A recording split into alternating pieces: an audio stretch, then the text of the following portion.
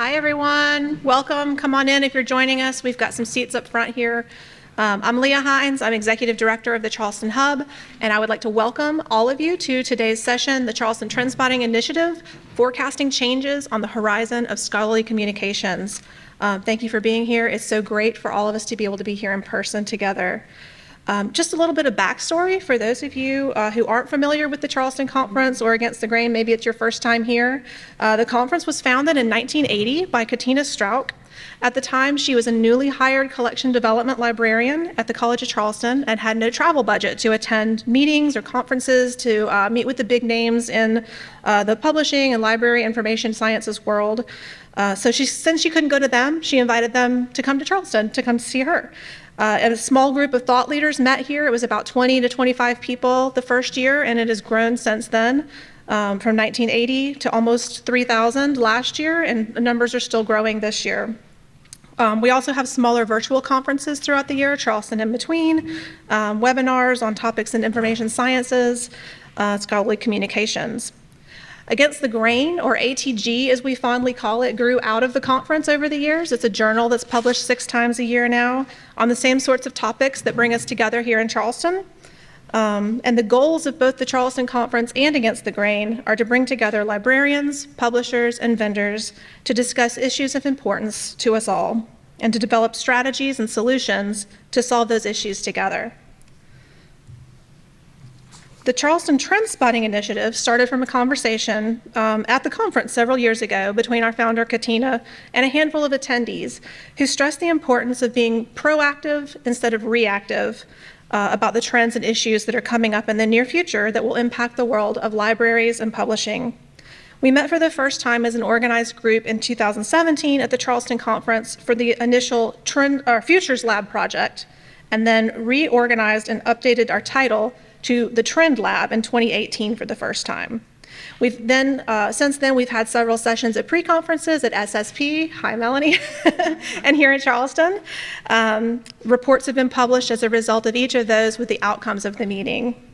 We took a short break during the pandemic, as several things did, but we're thrilled to start up again.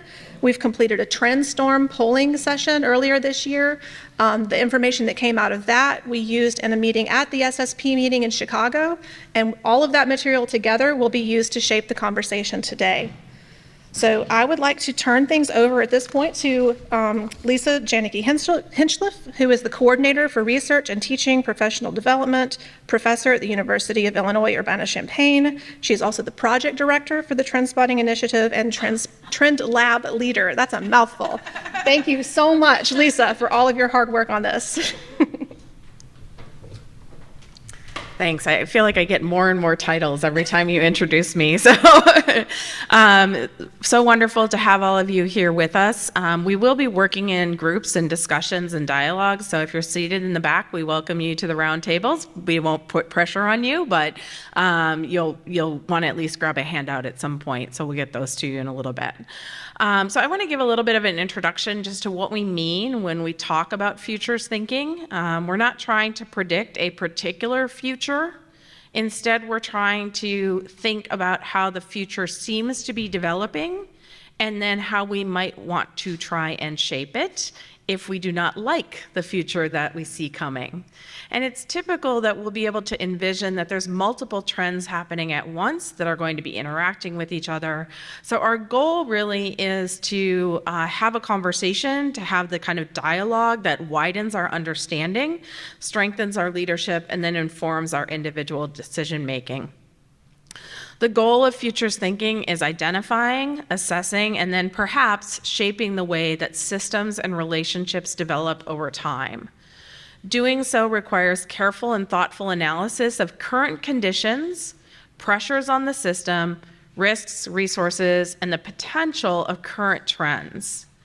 The process reveals potential futures. It does not predict a particular future, because in the process of discussing these potential futures, we'll begin to impact what they might be.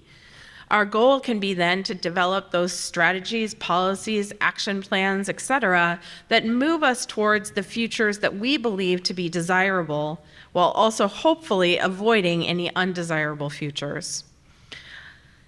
Not in a 40-minute session here today, but of course, in the broader scheme of things, it's a chance for joined up action to increase the probability, plausibility, and feasibility of the desired futures that we see. Now, I want to put a little caveat on here of one mistake that people often make, which is conflating values and theories about how the world should be with how the world currently is. So when we're focused on trend spotting and futures thinking, we need to stay grounded in the realities of the day, even while we would presumably have beliefs about what we would like to see or what we believe should be. But planning on the basis of what you think should be and ignoring what actually is kind of a recipe for disaster, and inadvertently often decreases the likelihood that the world becomes closer to how you want it to be. So we have to stay grounded in what is, particularly as we look at some larger trends, but what is in our current field of scholarly communications, academic libraries, and the like. So trends are these very large-scale factors that are broadly generalizable, and they're often experienced across multiple contexts, and they're often things that are sort of have a kind of momentum, so much so that individuals, organizations, or as this quote says, even nations cannot do much to change them on their own. So they're larger than the power of individual organizations. They are things that are sort of general movements, and the impact of those general changes is what we're going to try and understand. So a signal of a trend is those things that we can start to see happening in our environment that tell us and point to enough signals help you see larger trends. Now we're going to shortcut it today in that we've got a video from somebody who's actually identified a bunch of trends. They're on your blue handout, the top 25 technology trends from this person. But a key point about trends is that a trend is a tendency or a direction of change over time. A trend can be something that is increasing. It can be something that is decreasing. It can be a very strong trend. It can be weak, but you still have this tendency over time. It could be accelerating. It could be happening faster, momentum, or it could be slowing down. And these trends are going to influence but not determine the future. So multiple trends are happening at any given time. And futures thinking's folks look at trends in a variety of different contexts or aspects. The most common that you'll see is PEST, PESTLE, a number of different acronyms, looking at political trends, economic trends, social trends, technological, legal, and environmental. I think given the top three there and how kind of hot button they are, you won't be surprised why we went down to the T for technology at this time. But just as an example of the kind of general overall trend is that this kind of statement, the number of people enrolled in American higher education declined in fall 2017. These numbers have declined steadily for the past 6 years. And if we read Brian Alexander's future publications on this topic, he will tell us that higher education enrollment in the United States has continued to decline. So at this point, it is 11 years of decline in the United States. And, you know, kind of enrollment in American higher education just declined again. So overall, that has a lot of implications for scholarly communications, certainly for academic libraries and higher education institutions. Another thing that's not terribly surprising is the Edelman research that shows that this is a couple years ago and it continues. There has been a collapse in trust in institutions all over the world, not just in the US. And this lack of trust hits civil society institutions, the context in which they operate. And here they were saying, are people going to continue to lose their faith in everything from business to the media to the state? And so how can civil society really build trust in itself and help transform other institutions to make them trustworthy? So as academic librarians, we've been often exempted from the decline of trust. We're still actually a very highly trusted profession and institution, but we know overall that trust is still declining even with libraries. And another just example, analytics technologies. Today, almost any interaction made over the internet or through consumption of goods, et cetera, is being tracked, stored, and used in targeted ways. Educational services, publishing services are no exception to this general statement. And so we're seeing this kind of move towards analytic-based decision-making. So today we're going to look, as I mentioned, at some technological trends. We are going to give you, on the blue sheet is a summary of each of those trends, and the green sheet is an opportunity for you to think about what of these trends are probable and likely. So yeah, that's fine. So you've got some different thinking questions there, and I just invite you to annotate your handout, either the blue or the green, whichever you prefer, of how likely is each trend to impact on scholarly communications, publishing, academic libraries in the next 10 to 15 years. And you can choose your own ranking or rating scale. It's just to give yourself a tool to work with, plus, minus, 1 to 5, A, B, C, D, E, whatever works for you, but something that as you're listening to the speaker, which are those that you feel are most likely to impact on us? Obviously, if you think he's wrong on any of the particular trends, don't rank that one highly. Our goal is for you at the end of this to be prepared to share your top 3 most likely to impact scholarly communications with the small group that you're discussing with. So let's see if I can make this happen. So Bernard Marr, futures thinker on specifically technology, he is going to run through these top 25 biggest technology trends for 2020 to 2030 in 8 minutes and 10 seconds. What are the 25 biggest technology trends that are defining the next decade? Oops. Wait, stop. Try, yeah, Alt-Tab, I think. Yeah. There you go. Perfection. What are the 25 biggest technology trends that are defining the next decade? As a business futurist, I have just written a new book called Tech Trends in Practice, the 25 technology trends that are driving the 4th industrial revolution. And what I want to do in this video is just give you an overview of those 25 technology trends that are really redefining our world and are driving us to this new industrial revolution that is going to transform businesses and our world. Artificial intelligence and machine learning. For me, today's biggest technology trend that is transforming how businesses like Netflix and Amazon operate, even our email spam filters. We're using AI every single day, and this will transform our businesses. It gives machines the ability to learn by themselves and make more autonomous decisions.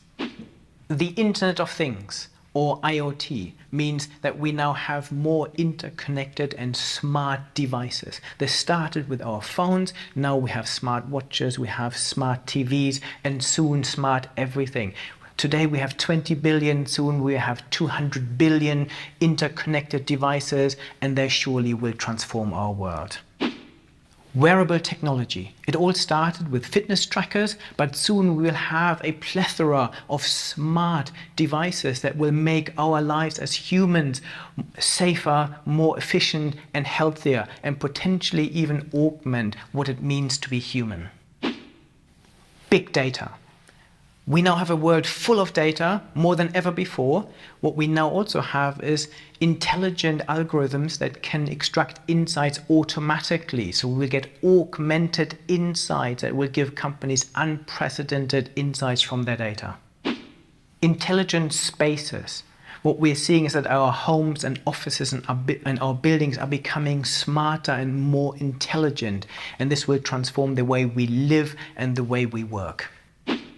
Blockchains, they are super secure ways of storing our information and validating transactions. We're now talking about distributed ledgers as well. This will transform how banks operate and how we keep our possessions. Cloud and edge computing. Cloud computing means we can now process and store data via the internet on other people's data centers. Edge computing means we can now process more of this data on our devices like smartphones.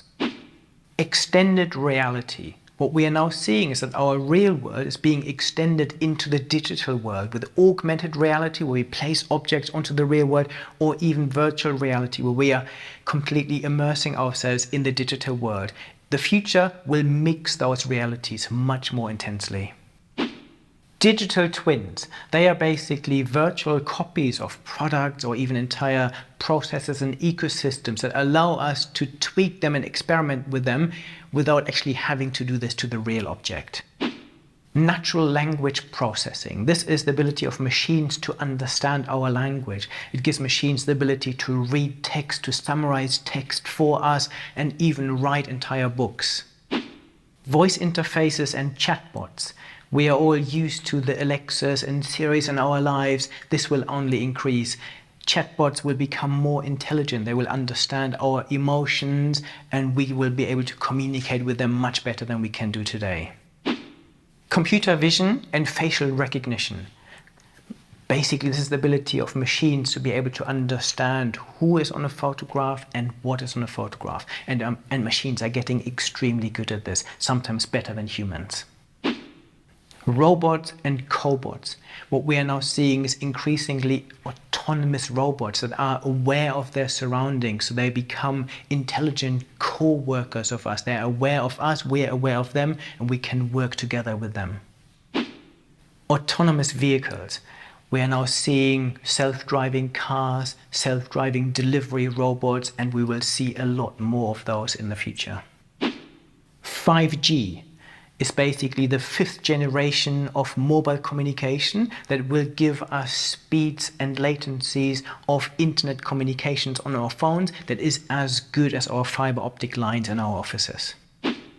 Genomics and gene editing basically is the ability to understand our genomic structure, how we are made up as humans and what we're made up of, and the ability to edit ourselves, to cancel out things like cancer and potentially create completely new beings that have never existed before. Machine co-creativity and augmented design. This basically means that we can now use tools like artificial intelligence enabled design software that can be creative, come up with new ideas, new concepts. We're now seeing creative AIs being able to come up with new music, new dance routines, and this is going to transform the creative processes in our organizations. Digital platforms. Platform businesses like Facebook, Airbnb, Uber, and others have been extremely successful, and they're transforming how we interact with the world. They're bringing us the gig economy, and they will bring us more transformations in the future.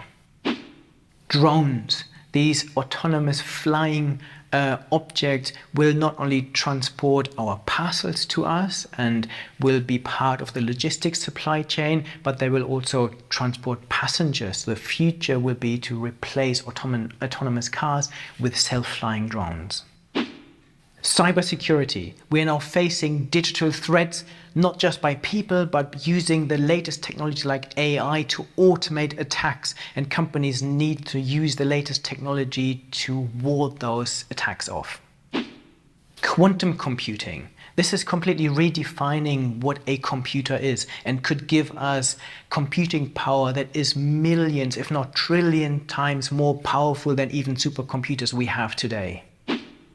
Robotic process automation, where we use intelligent tools to help us automate processes, but not just programming them, but simply having tools watch us and then take over and improve what we do.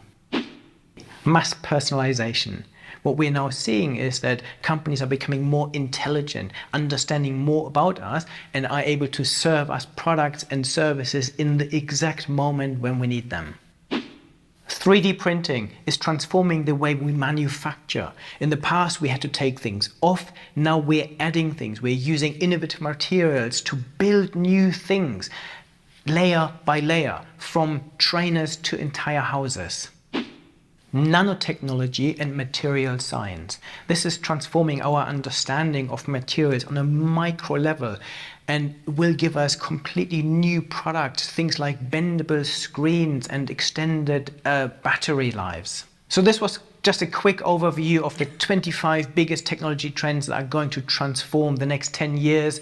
If you want to learn more, check out my book, the Tech Trends in Practice, or head to my channel where I talk about all of these technology trends, or my website where I have hundreds of articles on each of those topics.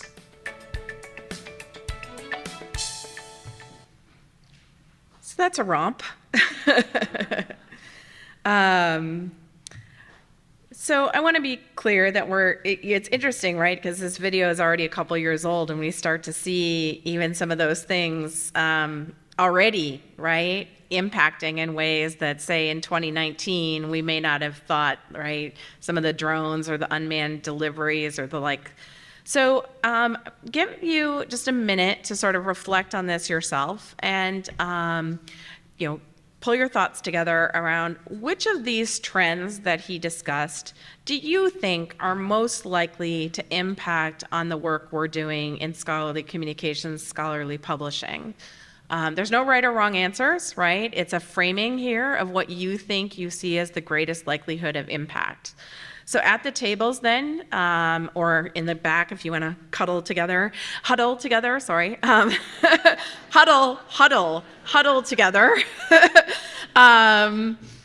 or there are some seats up front too if you want to come to a table. Introduce yourself to each other, small groups, using your probability of impact worksheet, which is the bright green.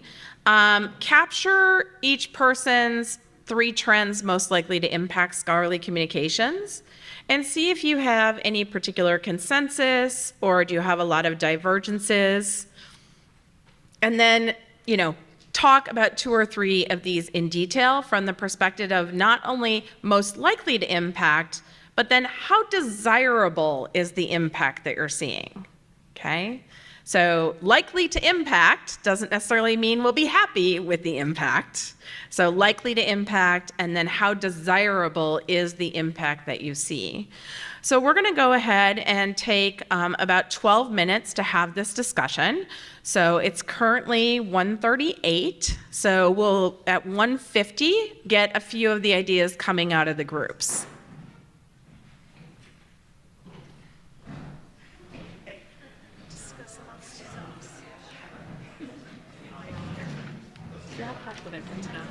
Charleston, that from SSP, rather than one of the timings I've been in for years, so I'm going to pop up on my laptop. So these are right on the video. I have to make sure we cut out the video because I'll tell them to turn the camera over to the discussion. yeah, but the video part, he just recorded me playing the video, and I think that could be a copyright problem for you. Because playing it live on YouTube, they didn't record it. They didn't record that part. I was going to say, I listened to the beginning. You recorded it. I don't think it was, I think I told them to so when they go to post it, they just need to slice that piece out. Because we don't have permission to post it, which is different than playing it live.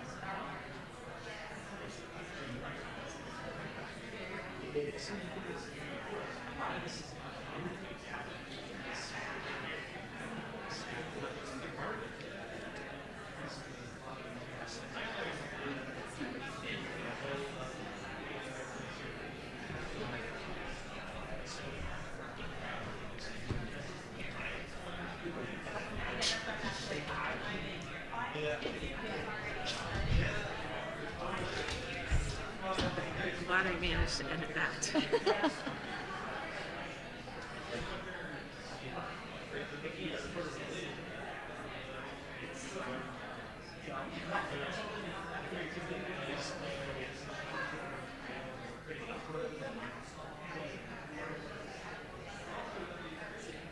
And bring this up.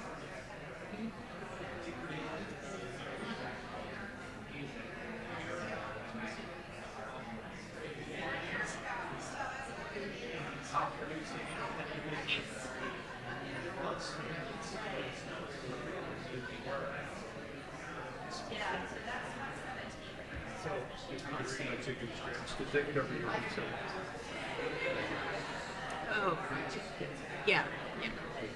It's the video of the thing. Yeah. Because we don't have permission to record it. We just had permission. I mean, we just can play it live, right, off YouTube. Yeah. So I don't want anyone to get in trouble. Thank you. I was like, wow, this is like really organized, and they even have a sheet that's like, here's what needs to happen to these videos. I think there were still, like, there's been a lot of people that have been asking about changes and doing, and then want to send a pre-recorded video, and I'm trying to tell people it's really difficult to make these changes at the last second. Because Right. A, we put a sheet of instructions on whether there's a video or not to be expected. So we try to change that process. We do our best to accommodate. Yeah. The virtual event.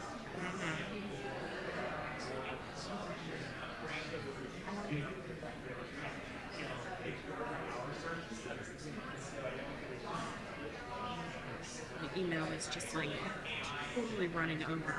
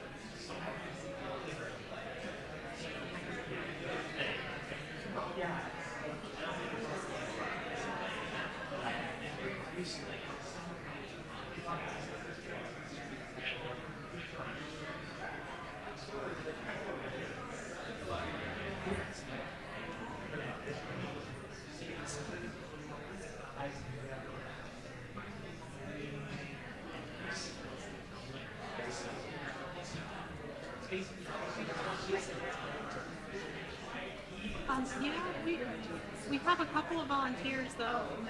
I can either do it or we can ask. I mean, I'm happy to do it. Just sitting here.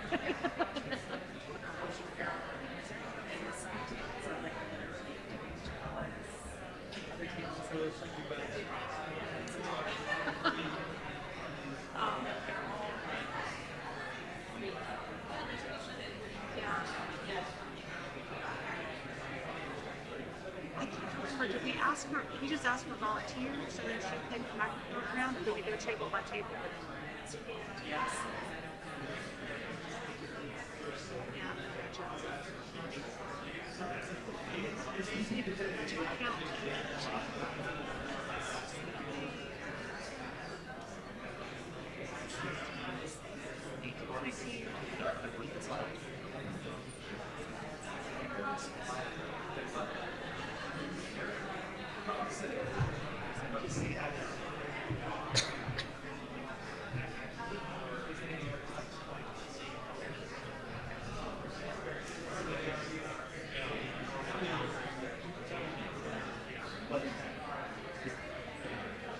I'm getting 57. Did you get the people upstairs? There's another 6 people upstairs. So 63. Yeah. That strikes me as about what I would estimate, like 60-ish in here. So given there's 9 sessions right now, that's not bad.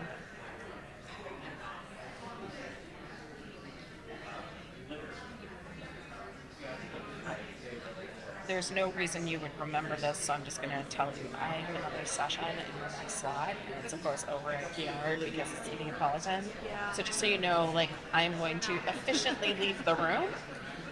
It's not a protest. It's just, Gotcha. it's not my laptop being used, so, and they know I'm here and everything, but I do want to get myself over there. Absolutely. I'll be heading that way too. Yeah, I figured, but since we probably will get pulled by different people, Right. just saying good job and then. Are all your Neapolitan presenters in person? Yeah. Okay. Yeah, it's Judd from Elsevier and Todd Toller from Wiley. Yeah, I ran into Todd. Yeah, he registered yesterday. When he got here. He was like, "Thank you for the email reminders. I'm sorry I ignored them." Wiley can afford it. Not like here, I did that. And arrived to discover I hadn't registered. He's here. I've seen him.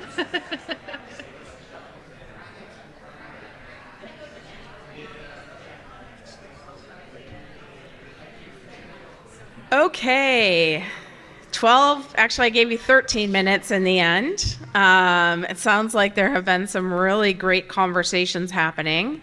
Now, I don't really think that you've done a detailed statistical analysis on the most likely to impact and most desirable, but at this point, you've probably had a little bit of dialogue around certain trends that might be likely to impact. And so we'd like to get a few insights from the different groups. If you would have somebody at your table willing to raise their hand, if you would like to share one of the trends that you talked about and how you thought it might impact and how desirable that impact would be. So anyone willing to volunteers? kick us off? Thank you. Hey, so we had a little bit of disagreement, so Great. I'll speak for myself and then hand it over here. So the top three that I picked were artificial intelligence, machine learning, big data, augmented analytics, and mass personalization and micro moments. And I see those Okay. sort of all working together, right? And their impact in scholarly communications. And basically, I think people have gotten used to having a certain level of personalization and sort of pre-identified content that might be appropriate for them being delivered up to them in their shopping experience, in their Netflix experience, in their daily life, and that those three things coming together have an opportunity fairly soon here to kind of impact the way that scholarly communication is delivered up to people. However, we had strong argument for Internet of Things, which I disagreed with, so I will hand it over here. All right, I love it. There's already a throwdown. So my main statement about Internet of Things is how cell phones, how the Echo and Alexa are so inexpensive that people will start using things that are inexpensive and easy to get a hold of to start doing research. I mean, you can already talk to Alexa and get it to read you a Wikipedia page, which is very annoying, but it's something I know people, especially in lower incomes, are if it's the technology that's readily available for them and they're capable of getting some research from it, that's what they're going to use. I mean, I've already seen students from my past use the cell phone as their main and only way to do research, papers, everything, all on their cell phone.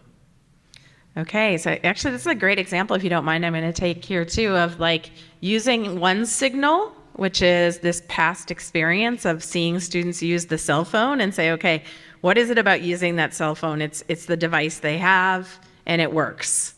And so saying, okay, well then as these other devices come on and they work, people are going to use them regardless of whether we think they should, right? It's what is. And then the implications of that are sort of interesting then of what would publishers want to do if the Internet of Things is going to be a significant way of people doing research? What would libraries want to do if that is going to be the way that people are acting? All right, let's get another trend, or if you had the same one but want to toss out another interpretation of what you see as likely and then whether it's desirable. Okay, cool. I'm a very lazy man by nature. Well, we had also locked in on AI and machine learning, and we were thinking in the context of immediately just searchability and how it's already sort of transformed that, and probably pushing the user experience even more so away from libraries and the library discover this whole concept and all the money we put in discovery layers and discoverability, because we already know that so many researchers do not start their research within the context of the library online space. I was also curious as to the way that might inform our current practices in terms of licensing and the way machine learning can parse complex contracts and things like that and do it on the fly and in a hurry, and it might contribute to redistribution or getting rid of personnel or just the way we do business in principle. Anything else we were talking about? Those are sort of the biggies right there, yeah. We'd also talked about big data as well. Okay. And that's such a broad term. Yeah. But I was also just kind of I know we're supposed to be positive, but it's so easy to go into the negative, you know? But, I was thinking specifically of Clarivate and Elsevier, and the way that, back in the day when they were mainly publishers, we had a lot more engagement with them and perhaps leverage at times to inform our negotiations and our license agreements and things like that. But now that they are into data, big data and data insights, just all that data analysis, that their whole publishing sphere is such a small subset of what they do as big data analytics providers. And I think it will be interesting to see how that affects. I don't know if there's a positive to that, but it will have an impact, I think. So. You can say that it's not desirable. Desirability is a scale from really desirable to really undesirable. Yeah. So some concerns there about the way these trends might shift things, particularly as the implications for academic library funding and staffing, which is also funding, and what that might mean then for decisions libraries have to make, which of course means then decisions publishers end up having to make. Right here. So we talked also about AI, big data. I think if that's not one of your most likely to impact, you've been under a bridge, frankly. And it really depends on how it's implemented, on whether it's going to be a desirable or a non-desirable trend. I work for a really small publisher. We have 12 journals, and we're competing against the very well-funded publishers who see me after the meeting. AI can be used in a couple of different ways, but primarily right now, impact factor is kind of seen as the end-all be-all valuation of a journal. With AI, you can actually search for exactly what you're looking for, factoring out the number of citations that it's had before, so you can find data backing up exactly what you're looking for that might not have been used before, but is an exact fit. So if it's applied in that kind of way, it can be super, super beneficial, but also when you have money thrown behind something, it can be, it can have some undesirable effects that end up making profit. So it really depends on how it's implemented, and that's the same with machine learning and big data and all of that. Okay. Yeah, I mean, when we look at these trends, we have to say, okay, if this is the trend, I mean, certainly a trend to big data and analytics, right? I don't think anyone's going to argue there isn't, but how much impact it will have and how we will engage with it as an industry and the like is part of the question, right? Is figuring out what that will look like and what does it look like for your company versus a different company in that larger overall trend space, right? Because what it might look like at the University of Illinois at Urbana-Champaign for an academic library, it's going to look probably very different than my colleagues who work at Parkland Community College just 5 miles away. And so really kind of understanding the big picture as well as in the decisions to be made specifically inside of that larger context. Maybe we have time for one more. Yeah, right here in the black, yeah. Thanks. At our table, I'm Emily Hart, by the way, from Syracuse University, and at our table, a couple things that didn't get mentioned already, but I thought were really interesting were, you mentioned digital twins, which I thought was really cool, and if you were doing something and thinking about, again, scholarly communications, if someone was doing research with a digital twin as opposed to in a lab environment with doing the actual experiment or getting their hands on it. What does that mean for repercussions about things like peer review and publishing practices down the road, which I thought was really cool. And then things like digitally extended realities. If you were, it makes me think of something like Journal of Visualized Experiments, JOVE, where the video is content is the peer-reviewed content in that journal. And so the idea that you may get all of these additional types of outputs that aren't your traditional journal articles, and I don't know, it could open up all kinds of opportunities for things like open science, to be able to see people's practices in action as opposed to just the final printed version. So. Great. So you really kind of honed in on like the research process itself, as what some of these technologies might mean for what's possible for a researcher, and then how that then has to be played out or fit by the different output venues that people might have. Great. All right, we have one last activity for you at the tables, and being passed out right now is a template of page 1 of the information industry. I don't know why in 2035 we're printing newspapers, but we are. This is the Charleston edition, November 2nd, 2035. The year is now 2035, and you are the editors of the primary trade news outlet for the information industry.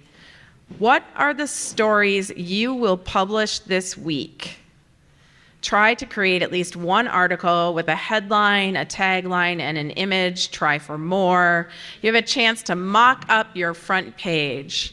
So thinking about the trends you just talked about, thinking about what you were predicting is likely to happen, what are your headlines for November 2035? So we'll take about 8 minutes for you to work at the tables, and then we'll get a few headlines coming out.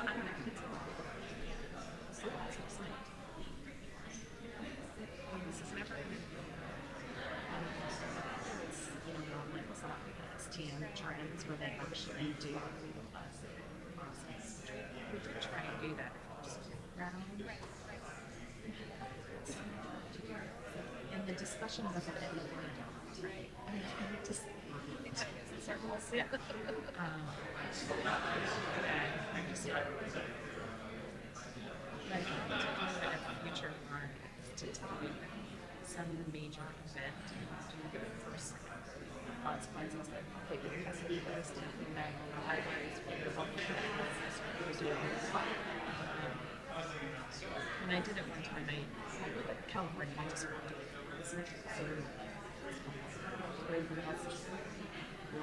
what will we see? Yeah. What big events are going to happen? Right. Like the OSU can almost do the finance. Right.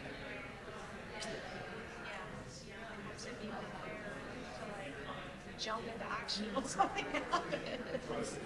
Yeah, so it's a little harder to do in this context. Yeah.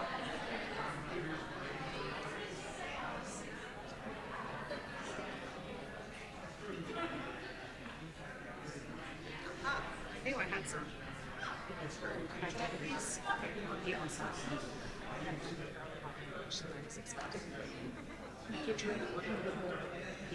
Everything.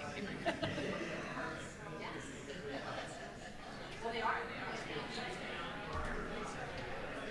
I just feel like my mouth is so dry. Keep drinking water.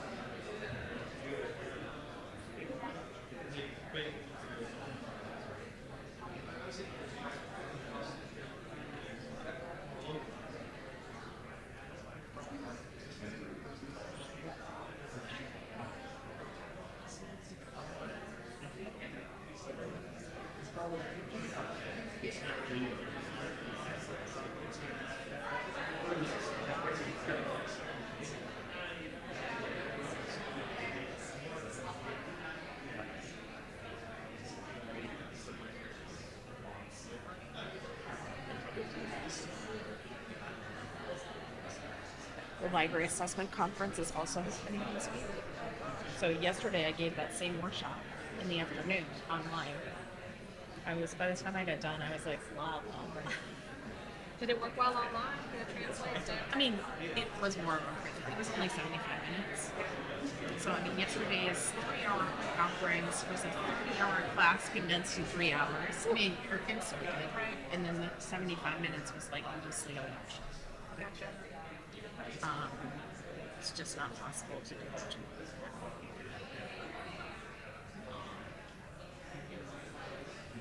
Your video guide picked up my hand on this too. Maybe he's going to include this with the Maybe either that sheet. or He's whatever. really I organized. mean, technology is his business. Yeah. Yeah. That he would have found it slightly interesting. Yeah. I have to say, I can't have this video. Right. Yeah. I imagine they see some interesting and some deadly boring stuff.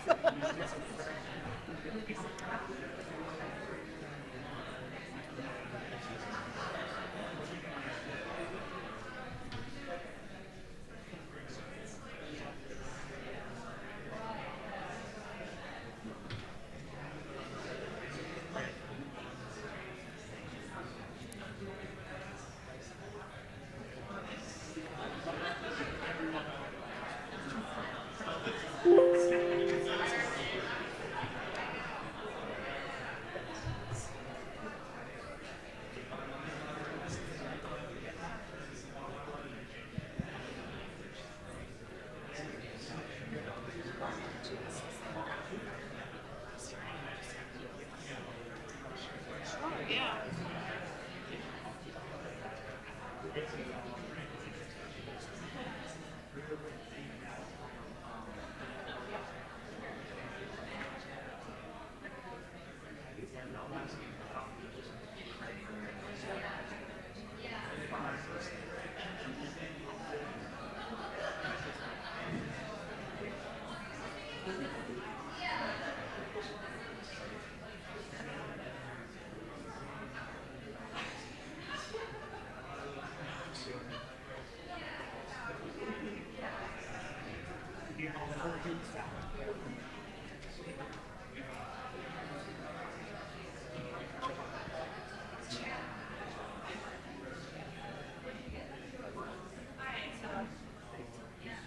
1 minute.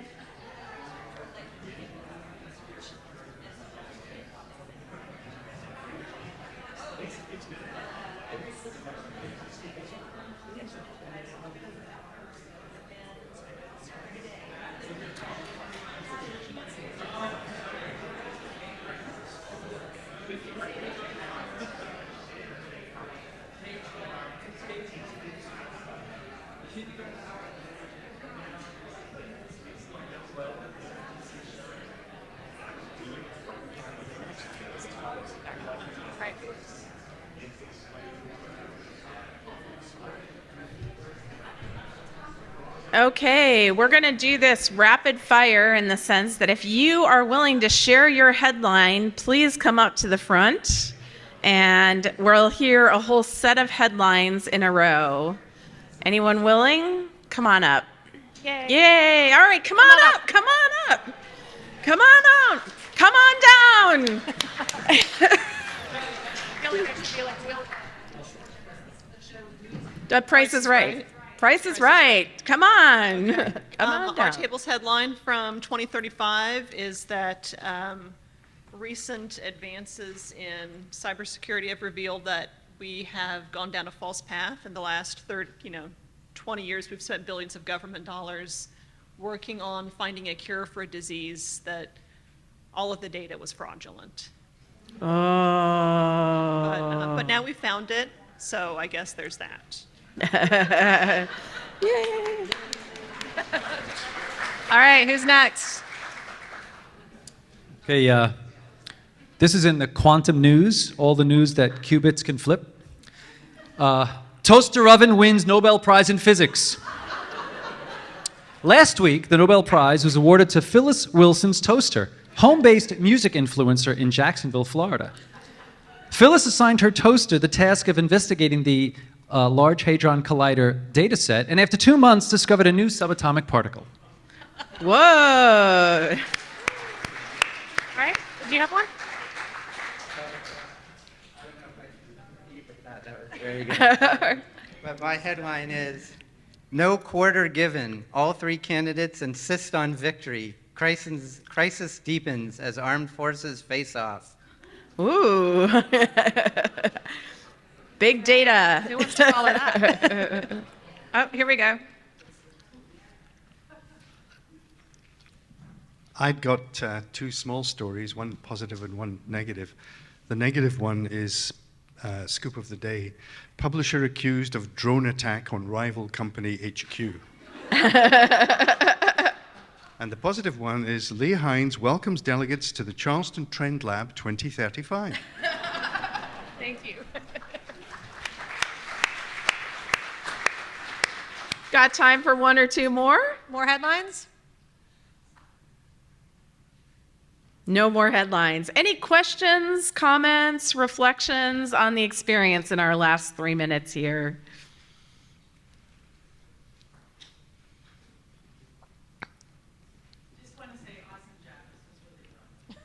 Oh, this was really fun. I mean, I think that's the best conference evaluation session ever.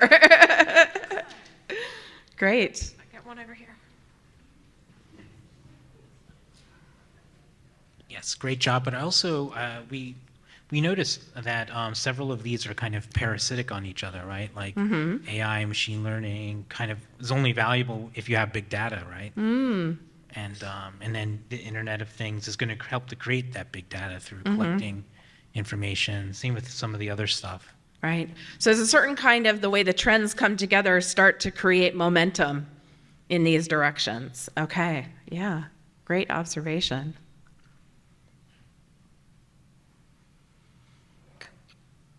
Well, Lee and I always have a lot of fun as well with doing this session. We're really pleased to have you here today with us, and we'll hope to see you at a future one, Leah? Yes, absolutely. Maybe before 2035. Thanks, everybody. Thank you, Lisa.